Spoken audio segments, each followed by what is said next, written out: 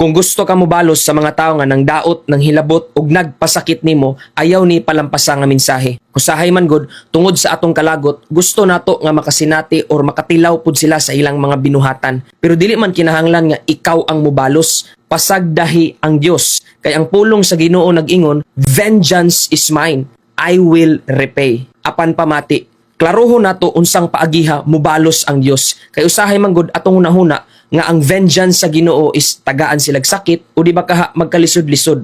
Pero dili ingana ang vengeance sa Ginoo. God exercises vengeance by blessing you in front of the people nga nang hilabot nimo. Ang vengeance sa Ginoo is ang panalanginan kaniya atubangan sa mga tao nga nang daot nimo. Kay tanawa, ang istorya ni Joseph sa Biblia, gitraidor siya siyang kaugalingon nga pamilya, gihulog sa uga nga atabay, unya gibaligya pagyud sa iyang kaugalingon nga mga igsuon nga mura lang siya butang.